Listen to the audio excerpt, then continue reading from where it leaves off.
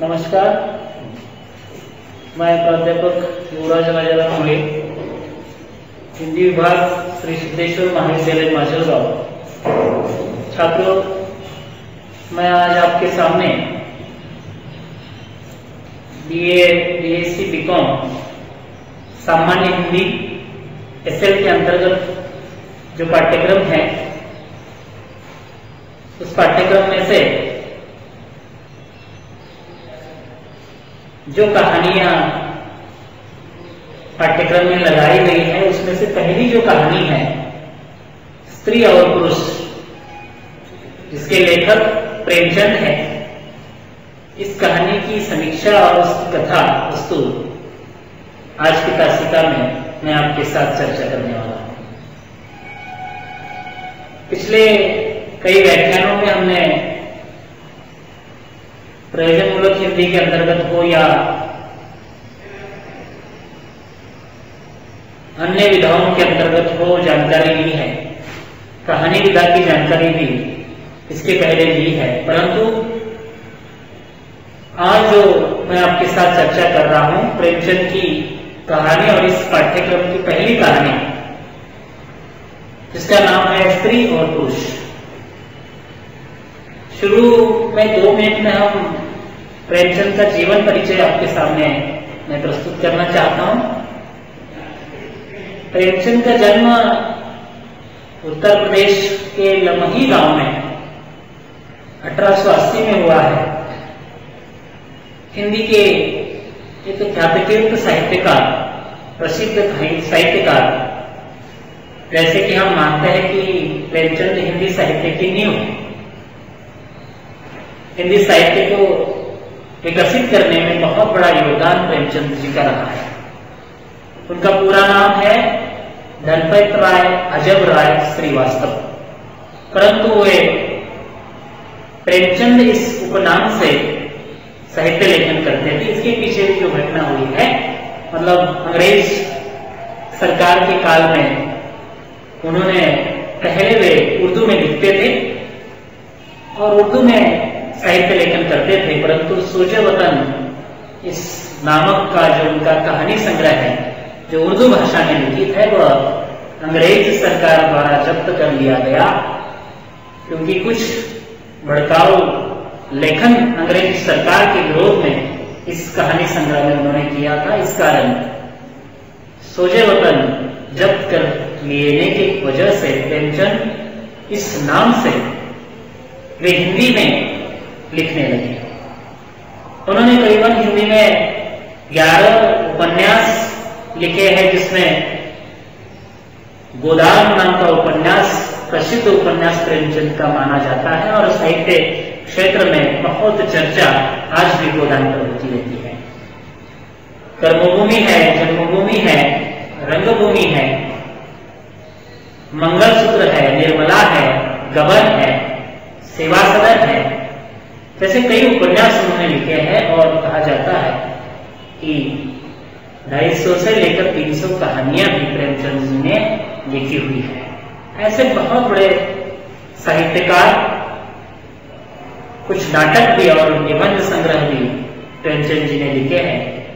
उसकी विस्तृत चर्चा और एकाध तासिका में उनके जीवन परिचय पर हम कर सकते हैं, परंतु छात्रों आज जो हम चर्चा कर रहे हैं स्त्री और पुरुष इस कहानी को लेकर, इसमें कुछ प्रमुख पात्र इस प्रकार हैं।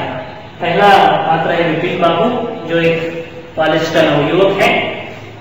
दूसरा आशा, जो विपिन की पत्नी बनती है। तीसरा पात्र है विपिन के मामा। चौथा पात्र है विपिन के माता पिता। पांचवा पात्र है आशा के माता पिता और अन्य कुछ पात्र इस कहानी में चित्रित हुए हैं। कहानी की कथा वस्तु बताते समय कहानी का जो शीर्षक है स्त्री और पुरुष, बहुत ही सटीक और उचित शीर्षक प्रेमचंद जी ने इस कहानी को दिया है। उसकी चर्चा कथा वस्तु के पश्चात हम जरूर करेंगे, परंतु ये जो कथा है, ये जो कहानी है स्त्री और पुरुष, इसमें विपिन जो है ये कॉलेज का नवयुवक है और कॉलेज जीवन में कविताएं करने का बहुत बड़ा शौक विपिन को है। जैसे कि कॉलेज में पढ़ने के कारण जो भी कविताएं करते हैं ज्यादा मात्रा में प्रेम कविताएं करते हैं ऐसा हम मानते हैं। और विपिन भी ज्यादा मात्रा में प्रेम कविताएं ही लिखता था और अपने होने वाली पत्नी के बारे में या दिलरुबा के बारे में जैसा हम कहते हैं कविताओं में वो वर्णन कर रहा था, कर चुका था और कर भी रहा था। और भविष्य में अपनी पत्नी कैसी होगी इसके बारे में सारी कल्पनाएं वह कविता में चित्रित करता था। देखते देखते विपिन बाबू की पदवी की पढ़ाई पूरी हो गई और पदवी की पढ़ाई पूरी होने के बाद घर में उनके लिए रिश्ते आने लगे। शादी की उम्र होने के बाद मामा जी ने भी उनके लिए रिश्ता लाया। पुराने जमाने में हम मानते हैं कि घर के बुजुर्गों पर, माता पिता पर या अन्य बड़े लोगों पर विश्वास करके लोग शादियां तय करते थे।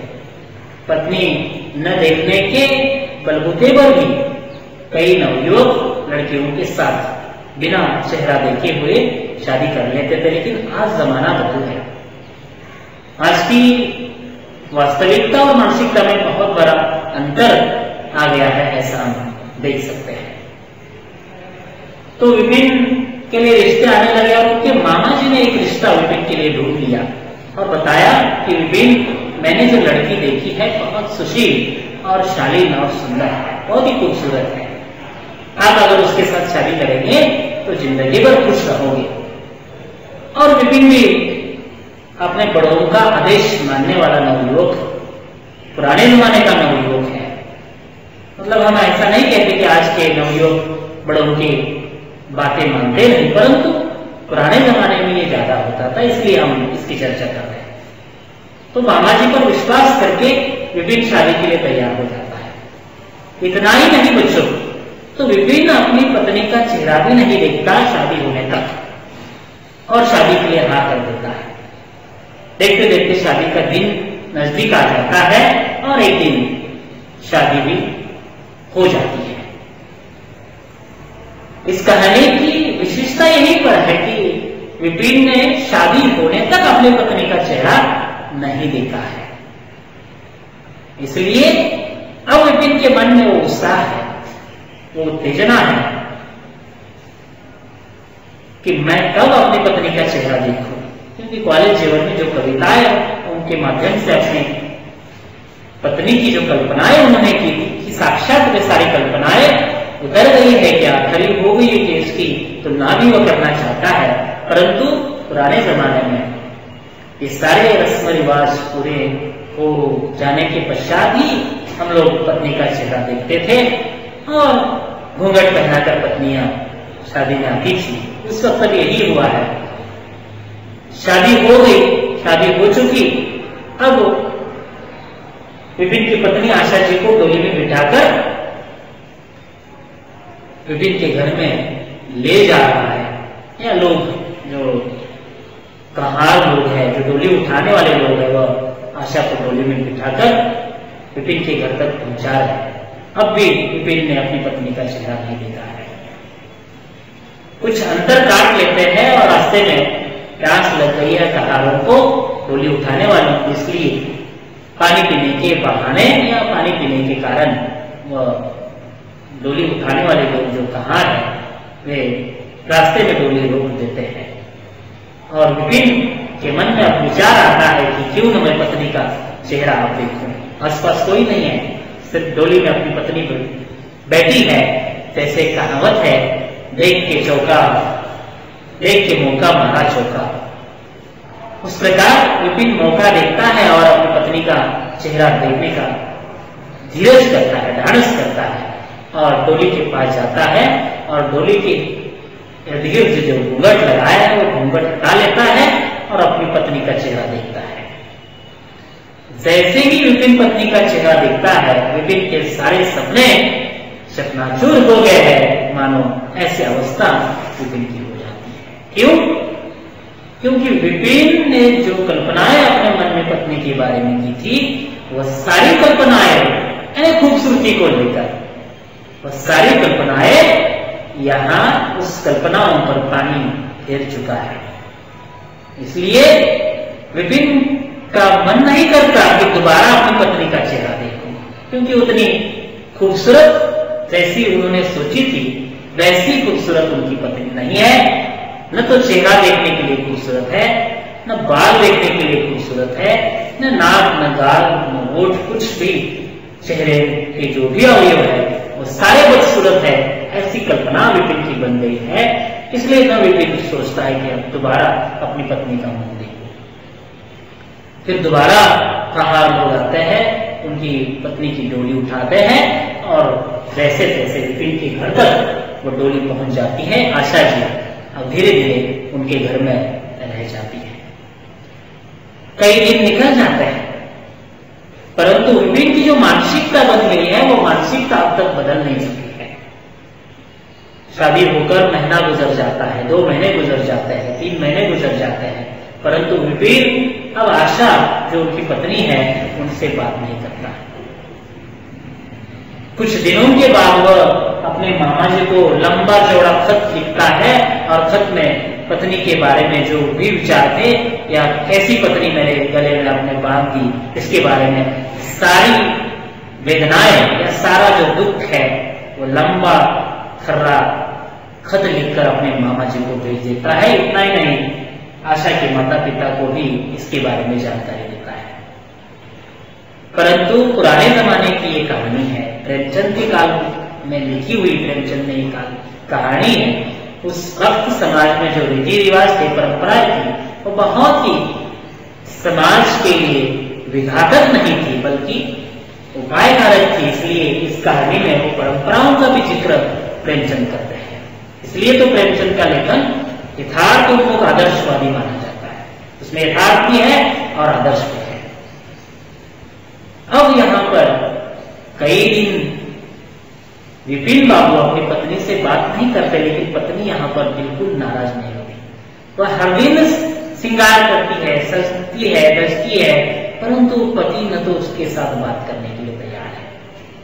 अब धीरे धीरे पत्नी मन ही मन में कूदती जा रही है। उसे लग रहा है कि शायद मैंने विपिन के साथ शादी करके कुछ उनके जीवन का पूरा तो नहीं किया, क्योंकि पति मुझसे बात करने के लिए तैयार नहीं। कारण क्या हो सकता है, वजह क्या हो सकती है? कई विचार रात भर दिन भर आशा जी के मन में आते रहते हैं, परंतु विपिन इसके बारे में बिल्कुल भी नहीं सोचता, क्योंकि विपिन ने जिस प्रकार की पत्नी की कल्पना की थी उस प्रकार की पत्नी उन्हें नहीं मिल चुकी है, मतलब खूबसूरती को लेकर, इसलिए वह नाराज है।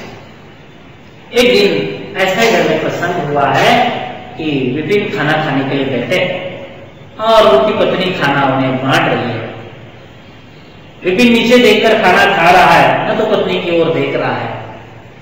अब धीरज करके पत्नी पूछती है अपने पति से कि मैंने सुना है कि शहरों में चेहरा बनाने वाले डॉक्टर आए हैं या सूरत बनाने वाले डॉक्टर आए हैं। जैसी पत्नी कहती है विपिन वो कर भी नहीं देखता, नीचे देखकर ही उत्तर देता है कि आपको किसने बताया। तो पत्नी कहती कि मैंने सुना है कि शहरों में चेहरा बनाने वाले डॉक्टर आए हैं, मुझे क्यों नहीं लेकर जाते उनके पास? मेरा भी चेहरा जो बदसूरत है वो खूबसूरत बनाओ ना। जैसे कि आज के जमाने में हम मानते हैं प्लास्टिक सर्जरी आ गई और प्लास्टिक सर्जरी करके हम चेहरे की खूबसूरती को बढ़ा रहे हैं। आजकल की सारी महिलाओं की या जो ब्यूटी पार्लर का धंधा चल रहा है, व्यवसाय चल रहा है, हम मान रहे हैं उसको। एक जमाना क्या आ गया है जो पुराने जमाने की सारी रस्म रिवाजों को तोड़ते नजर आ रहा है। इसी प्रकार इस कहानी में चर्चा हो रही है विपिन और आशा के साथ। तो आशा उनको कहती है, लेकिन वो कहता है कि मैंने तो नहीं सुना है। दोबारा आशा सवाल करती कि आजकल आप मुझसे बात भी नहीं करते, मैंने आपका क्या बिगाड़ा है? क्या मैं आपको पसंद नहीं हूं? क्या मैं आपकी पत्नी नहीं हूं? कई सवाल आशा जी विपिन बाबू से पूछती है, परंतु विपिन बाबू एक भी प्रश्न का उत्तर देते नहीं, उल्टा वह इतना ही कहते हैं। वह भी घमंडी नहीं है बिल्कुल, वह भी नम्रता से उत्तर देते हैं कि मैं काम देखने की चक्कर में जरा मेरी दौड़ धूप हो रही, इसलिए आपके साथ बात करने के लिए मेरे पास समय नहीं है। इतना ही उत्तर देते हैं और खाना खाकर चले जाते हैं। रात 12-12 बजे तक बाहर मित्रों के साथ गपशप लड़ाते रहते हैं। पत्नी से बात करना उचित नहीं समझते, परंतु पत्नी ये सारा सहन लेती है। कुछ दिनों के बाद उनकी पत्नी बीमार हो जाती है, सारा सहन कर क्योंकि अंदर से अंदर वह कूद रही है। परंतु विपिन बाबू जरा भी अपनी पत्नी के बारे में सोचता नहीं। पत्नी बीमार है, वो पूछता भी नहीं अपनी पत्नी को कि क्या बीमारी हो गई आपको। इतना पूछने का धीरज भी पति होने के नाते भी अपनी पत्नी से विपिन बाबू नहीं करता। एक प्रकार का दुख या भारतीय परंपरा का जिक्र या पुरुष सत्ता परंपरा का जिक्र भी इस कहानी के माध्यम से प्रेमचंद करते हैं। आज भी हमारे समाज में पुरुष सत्ता की परंपरा पद्धति बनी हुई है। पुरुषों को ही घरों में संस्कृति में महत्व दिया जा रहा है, न कि महिलाओं को। इस कहानी में भी इसका चित्रण प्रेमचंद जी ने बखूबी करने की कोशिश की है। और इतना ही उत्तर देकर वो चला जाता है, मित्रों के साथ गपशप लड़ाता है, तो पत्नी के साथ बात करता है। 15 दिन पत्नी बीमार है, लेकिन पत्नी को बीमारी का कारण भी नहीं पूछता। इतना सारा सहनशीलता आशा में है। जो भारतीय स्त्री की सहनशीलता आशा के माध्यम से इस कहानी में प्रेमचंद जी ने चित्रित की है। कुछ दिनों के बाद एक घटना जो घटित होती है इस कहानी में, वो बहुत महत्वपूर्ण है। एक दिन अचानक विपिन बाबू बैठे हैं घर में, बाहर से आ रहे हैं घर में, और आते आते ही अचानक क्या हो जाता है पता नहीं। विपिन बाबू घर में ही बरामदे में आए हैं और बेहोश होकर गिर जाते हैं। जैसे ही गिर जाते हैं, उनकी पत्नी दूर से देखती है कि अपने पति कुछ कारणवश गिर गए।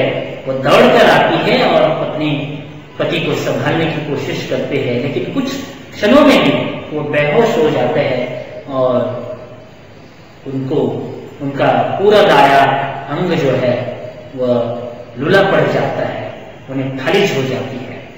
फालिज का मतलब जिसे हम मराठी में लकवा कहते हैं। फालिज की बीमारी हो जाती है उसे। वो आसपास घर में कोई नहीं है, इसलिए आशा जी जोर जोर से चिल्लाती है। सारे आसपास के लोग आते हैं और विपिन बाबू को अस्पताल में भर्ती करवाते हैं। इलाज होता है, अस्पताल से घर में लाया जाता है। करीबन 2-4 महीने अब आशा जी अपने पति विपिन बाबू की सेवा कर रही है।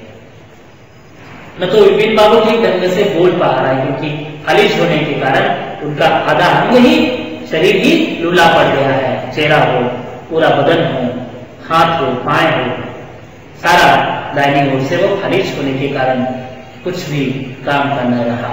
परंतु पत्नी ये नहीं सोचती कि मैं जब बीमार थी तो पति ने मुझे पूछा भी नहीं, अब मैं उन्हें क्यों पूछूं। ये विचार भी आशा के मन में कभी नहीं आता, बल्कि पति की दिन रात सेवा करने में जुटी हुई है। ये है भारतीय संस्कृति की स्त्री की पहचान। ये भारतीय संस्कृति में स्त्री की जो आदर्श और पहचान है, ये पहचान इस कहानी से प्रेमचंद आप जैसे छात्रों को कुछ संदेश इस कहानी में से देना चाहते हैं। कई दिन अपने पति की लगातार सेवा करती है और करती रहती है। अब विपिन बाबू को ही लगने लगता है कि मैंने नाहक अपनी पत्नी को दोष दिया। उनकी खूबसूरती को देखा, उनकी मन की खूबसूरती को मैंने नहीं देखा, नहीं पहचाना। और एक दिन दूसरा एक प्रसंग इस कहानी में लेकर चित्रित करते हैं। उनके घर में एक दिन त्योहार का एक कार्यक्रम है, जिसमें सारी महिलाएं उनके घर में सज धज कर आई हैं। घर के बाहर रंगोली निकालने का कार्यक्रम शुरू है। सारी महिलाएं आंगन में रंगोलियां निकाल रही है, इसमें से उनकी पत्नी भी सम्मिलित है।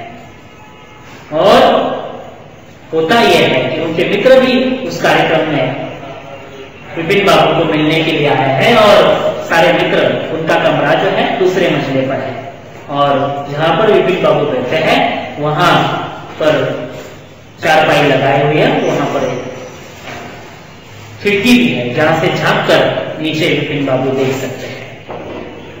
और विपिन बाबू देख रहे हैं कि उनकी पत्नी नीचे बैठी हुई है।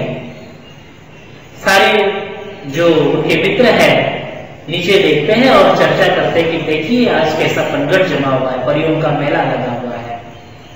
विपिन, जरा बताइए इनमें से कौन सी स्त्री आपको खूबसूरत लगती है? तो विपिन बाबू बताते हैं कि मुझे तो वही स्त्री सबसे खूबसूरत लगती है जो थाल में फूल माल रही है। उनके सारे मित्र देखते हैं और सोचते हैं और विपिन बाबू को कहते भी, क्या आपकी आंखों के साथ आपका मन भी बुरा सोचने लगा है? लेकिन विपिन बाबू जो उत्तर देते हैं वो भी आकर्षक है। वो कहते हैं, और कुछ समय के बाद उनकी पत्नी जो थाल में फूल रख रही है, वो स्त्री ऊपर देखती है और सारे मित्र देखते हैं कि वह पत्नी दूसरी तीसरी कोई नहीं है, विपिन की ही पत्नी है। इसलिए उनके मित्र भी आश्चर्यचकित हो जाते हैं कि जो पत्नी एक जमाने में विपिन को बदसूरत लगती थी, वह अब उसे खूबसूरत कैसे लगने लगी। ये मित्रों की सोच बढ़ने लगती है, परंतु विपिन बाबू उन्हें समझाते हैं कि मित्रों, चेहरों की खूबसूरती महत्वपूर्ण नहीं है, तो मन की खूबसूरती बहुत महत्वपूर्ण है। इस कहानी की सीख वही है।